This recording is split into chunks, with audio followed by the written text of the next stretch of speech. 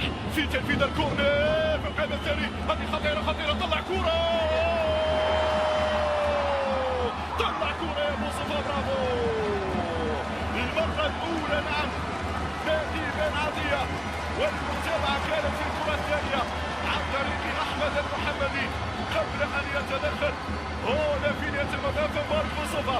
شوف الإعادة، شوف المهدي بن عطية للمتابعة للكرة الثانية. كان لازم اللاعب إضافي، لازم أخي الفوصلي المغاربة يعود ل 2001 في تصفيات كأس العالم. تمشي كرة حمزة مدين، يلا يا حمزة ارفع في القائمة الثاني، تعطون على فيصل فجر، بعيدة تماما على فيصل فجر الذي اعتبره فعلا واحد من الاجود اللاعبين، واحد من اميز اللاعبين في دوري المجموعات. شوف الانطلاقه من حمزه منديل، شوف ارضيه الميدان فعلا هي كالمصريه تناديك يا فيصل يا فجر. صعود طوال القامه، صعود العمالقه بن عطيه وداكوستا وسيس كلهم داخل منطقه الجزاء. اذا الحكم ماذا يقول في هذه الاثناء؟ شنآن كبير وغليان كبير داخل منطقه الجزاء. داكوستا وبن عطيه والسيس ترفع الكره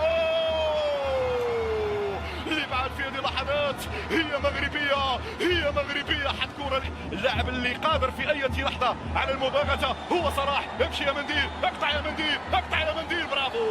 الاختبار الاول لمنديل امام محمد صلاح، هذا هو المحمدي، خطيره خطيره، السادوني المحمدي اليمنى. شوف هذه اللقطه، هذه اللقطه صلاح يحطها لاحمد المحمدي، هنا مرت على بن عطيه. تخوفني يا بن عطيه، تخوفني يا بن عطيه، ارجوك ركز في المباراه يا بن عطيه. للخطا الاول في التقدير يا بن عطيه، ستبقى كبير ولكن هنا اريدك ان تكون اكبر يا بن عطيه، لانه هذه المباراه خروج المغلوب مرت عليك يا بن عطيه. امام رفع الكره داخل منطقه الجزاء في هذه الاثناء، تلعب الكره بسرعه لفائدة المنتخب المصري. كورتك يا منير، كورتك يا منير. بالفعل كرة ممكن يمرر لكريم الأحمدي، انتظرت بأنك ستغير عرضية ثلاثية جميلة. يا رب يا رب نبيل، يا رب نبيل، نبيل درار مثلث جميل جدا في الجهة اليمنى، إنسان في كريم الأحمدي وفيصل فجر. شوف هنا لمسة فيصل فجر يفتح المجال للاعب نبيل درار. ارفع راسه نبيل، ارفع راسه نبيل، حضر العرضية. كان في الانتظار عزيز محدوس، لكن أحمد الحجازي يمنع عزيز ويقطع الطريق أمام عزيز، وبالتالي ركنية أتمنى أن نستفيد منها. فيصل فجر إذن يسعى لتنفيذ الكورنر في هذه اللحظات. مرفوع الكرة راسية، يا سيس يا سيس، لم تكن مركزة هذه اللقطة. شوف الإعادة مرة أخرى، المسا على ما أعتقد أحد اللاعبين في القائم الأول، المسا أعتقد أحد اللاعبين في القائم الأول بالفعل قبل أن تصل لاعب هنا سيس. عودنا سيس على الضربات الرائعة، الإشارة لأن الكرة ستكون في القائم الثاني هنا مع الصعود المدافعين. إذا فيصل فجر يصعد للرفع للكرة داخل المنطقة راسية، لكن عصام الحضري، عصام الحضري يتابع مروان داكوستا وصاحب الراسيه من طارق حامد. لديه انذار بارك ابو صوفا، سيلعب الكره اماميه لمن هو المتابعه مروان داكوستا. يلا يا داكوستا، ارفعها ارفعها يا داكوستا، خطيره، جول كان قريب غانم سيس من افتتاح باب التهديف. جاتنا الفرصة أخيرا، جاتنا الفرصة أخيرا. شوف هنا داكوستا، لحظة تردد من داكوستا.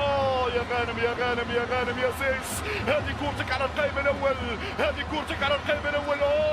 لو لمسها غانم سيس في الوهلة الأولى، لو لمسها غانم سيس لكان الهدف الأول. شوف الإعادة مرة أخرى، غانم سيس على مرتين، الأولى ثم بعد ذلك الثانية، ولكن الأولى كانت سهلة لو لمس، لكن عصام الحضري يغطي الجهة. وركلات المعاناة وركلات فعلا تقف فيها القلوب، وهي فعلا مباراة ليست في مصلحة أصحاب القلوب المريضة. تسديدة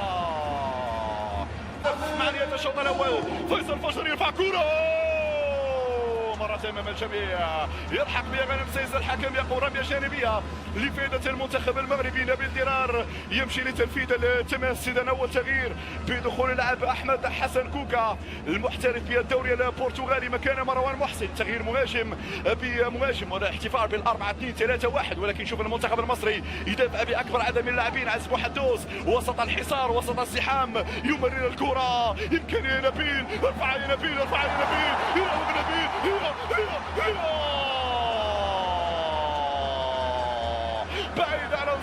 صلاح وحمزة يكون جميل جدا، ولكن العرضية يجب أن تكون أكثر فعالية. بينما عرضية أحمد حجازي، لو تلاحظون من الكرات العالية معظمها يكسبها المدافع. أوطي ورا القامة من بين المدافعين، كل مرفوعة في القائمة الثاني. كورتك يا مبارك، كورتك يا مبارك، امشي يا مبارك، يلحق بها مبارك في يدنا، رجع لمنطقة الجزاء، رجع أرجوك لمنطقة الجزاء. مبارك بوصوفة يرفع كرة، يا عصام الحضري، عصام الحضري يتصدى امام المهدي بن عطيه في هذه لاعبين شباب معدل الاعمار لا يتجاوز ال 25 سنه. هذه كره خطيره خطيره خطيره، السلامه السلامه السلامه. غليان غليان غليان في منطقه المغاربه. اوه يا ذا كوستا ماذا فعلت؟ يا ذا كوستا ماذا فعلت؟ الاخطاء ممنوعه امام محمد صلاح. شوف خطا فادح صلاح ينزل بهذه الطريقه. برافو يا منير، اسد يا منير، اسد من خارج منطقه الجزاء. يمشي بوصوفه، يمشي حتى لفيصل، هي يا فيصل، هي يا نبيل، هي يا نبيل.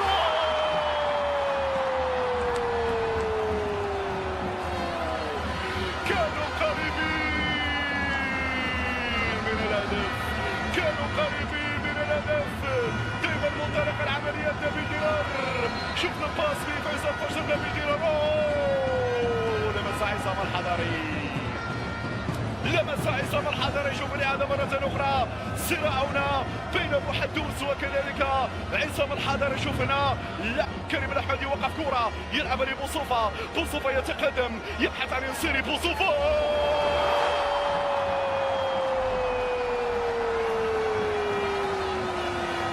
ليلتكم يا أسود. الأسود تقاتل في هذه الأثناء. حمزة منديل يمشي بالكرة في الجهة اليسرى، عندك المساحة، يلا يا منديل يرفع الكرة. مرة جانبية، مرة جانبية من عزيز بوحدوس. شوف شوف شوف شوف شوف بوحدوس بالراس كان يضع في الشباك المصرية. كما انت محظوظ، كما انت محظوظ يا عصام يا الحضري. خوفتني في هذه اللقطة يا بن عطية، ركز معانا يا بن عطية، الله يخليك ركز معانا يا بن عطية. ممنوع الأخطاء وممنوع هروب اللاعبين المصري. ما يعاب على بن عطية البوطة. الله يا بوصوف، الله الله الله، كاد أن يكون هدفا عالميا. شوف ابن مدينة كليميم ماذا يفعل، شوف بوصوف نعم ماذا يفعل. هنا الذكاء، هنا الخبرة، هنا الهدوء، هنا الرزانة، هنا التعامل الاحترافي مع هذه الكرة. الله لو دخلت تمشي للعب رواندا كوستا، يرفع راسه، يرفع راسه، يرفع كرة في اتجاه لاعب فيصل فجر.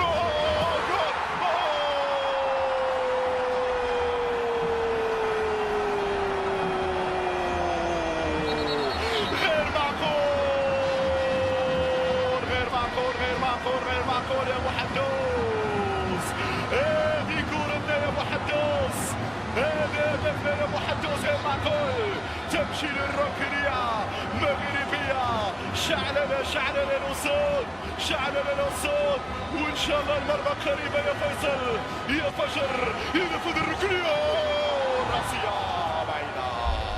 بعيدة تماما يا غارم يا سيس. اوه كنا قريبين، كنا قريبين. شوف شوف مرة أخرى. اوه أين هذه الكرة يا عزيزي يا أبو حدوس؟ هذه كرة كانت سهلة. فيصل فجر حضرها بشكل ممتاز، وأبو حدوس أمام المرمى يضيع فرصة مثالية. أخشى ما أخشى أن نندم على هذه الفرص، أخشى ما أخشى أن نندم. كان رفع ديال الكرة، الحكم يعطي الإشارة للتنفيذ في هذه اللحظات. مرفوعة في القائمة الثاني بالراس، من يتابعه. مرة جانبية، مرة جانبية مروان دا كوستا هو الذي نعم سدد الكرة بالراس بهذه الطريقة. شوف الإعادة، اوه كان يبحث عن محدوس، كان يبحث عن محدوس، حتى محدوس كان في وضعية تسلل في هذه اللقطة. لمس الكرة، نعم الحكم كان سيشير إلى وضعية تسلل على لاعب كوكا. تمشي أمامية لمن نبيل ديرار، يحاول يوقف كورتو، يوقف كورتو، لا عطي على الطير، هذه فرصة.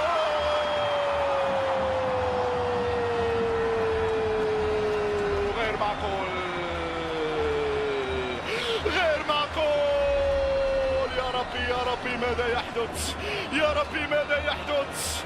الكرة تابان تدخل، الكرة تابان تدخل. مشاهدينا الكرام شوف الإعادة مرة أخرى. أوه حجازي، حجازي كان يكمل في المرمى.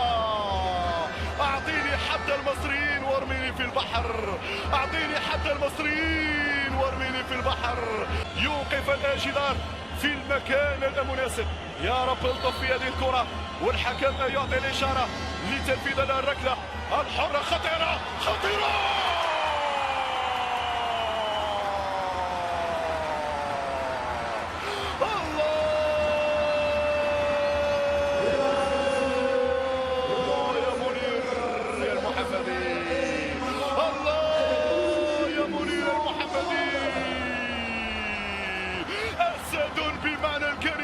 بمعنى الكلمة، مهما حكيت ومهما قلت ومهما أشدت لن أعطيك حقك يا منير يا المحمدي. أنقذنا من هدف غادر، أنقذنا من هدف غادر. صلاح نفذ الركنية، نبقى مركزين ونصير في دور دفاع الحكم. يقول ركلة حرة. يا رب السلامة، يا رب السلامة على كرة كان بإمكان أن تحمل الجديد للمنتخب المصري. شوف عبد الله السعيد يرفع الكرة. شوف هذه يتمرنون عليها في التدريب، هذه يتمرنون عليها في التدريب. حقيقة نفذت بطريقة ذكية. الله عليك يا أسد، الله عليك يا أسد. ذكرتنا بأيام الزاكي في 86. يمكن هذه اللقطة ذكرتني بالصدة الرائعة والتي لا تنسى. ويجب المحاصرة للاعبين المصريين. تنفذ الركنية، طلع كرة.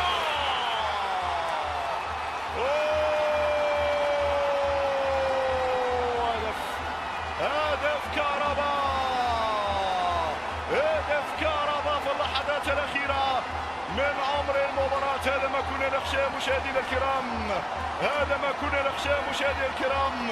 هدف غادر في هذه اللحظات عن طريق اللاعب كهرباء.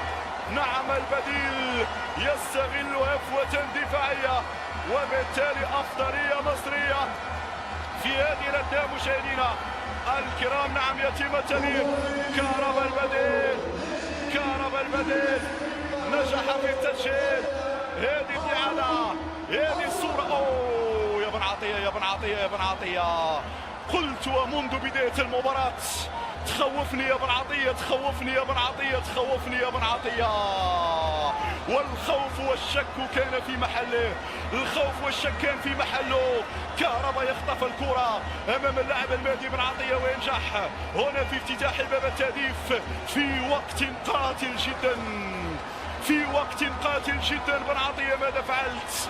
بن عطية لا أريد أن أكون قاسيا عليك، ولكن غلطة كبيرة ترتكبها. هذه الفرصة الأخيرة أمام المنتخب المصري. إذا من سيسدد؟ هو فيصل فجر، هو فيصل فجر. من سيسدد على الكرة في هذه الأثناء مشاهدينا الكرام؟ والحكم ماذا يقول؟ الحكم ماذا يقول؟ يطلب إعطاء الأمتار القانونية في هذه الأثناء.